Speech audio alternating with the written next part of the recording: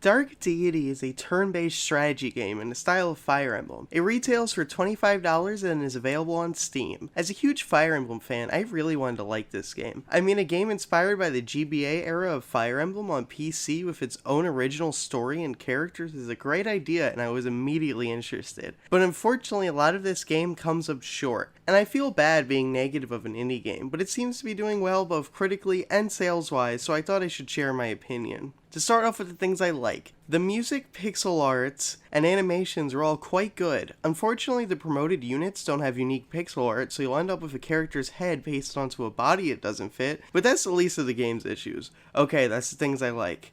Controls. One of the first things that immediately sticks out upon getting into your first battle is the controls, which are really, really bad. Most of the features are mouse controls, but randomly certain things will be controlled by the arrow keys, spacebar, or enter. For example, to cycle weapons, you'd think you'd do something like click these arrows or use the mouse wheel, but nope, you have to use the arrow keys. There is no way to remap this, and as a right-handed person, it is really awkward to use.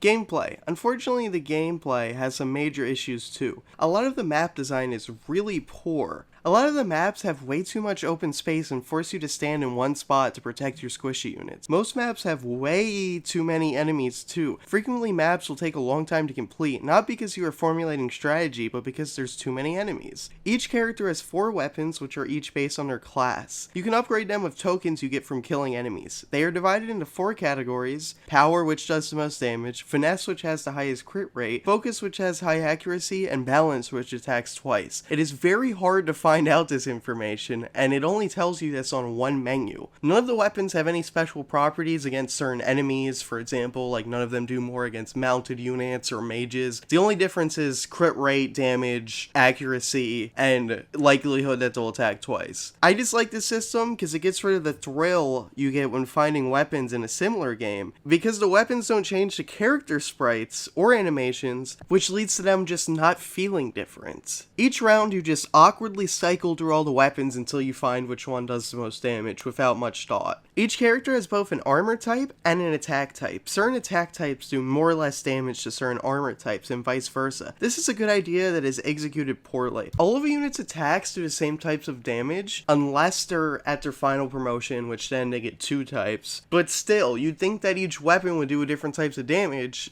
meaning that there's strategy, but there isn't.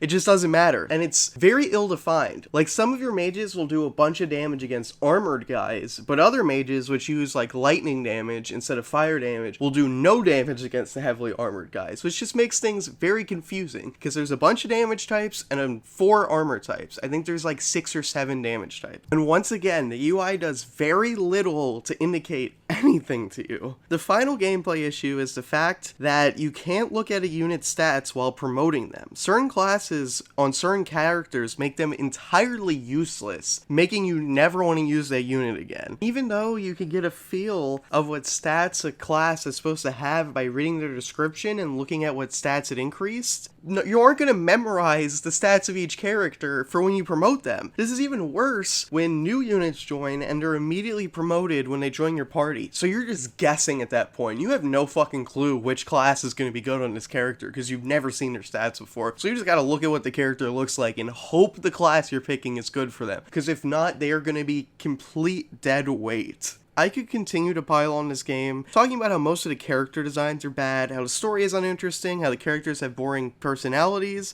but I will cut this short because the gameplay is the most important element of a game like this. It's an indie game, I don't want to be too hard of it. I do think a sequel from this studio could be better if they examined all these flaws and improved on it, because they did put together a pretty well polished game. I just think that this game is not good, so I would not recommend you buying it or playing it. Even if you get it for free, don't play it. It's not fun. Thank you for watching. Bye bye. Hopefully my next game review will not be this negative.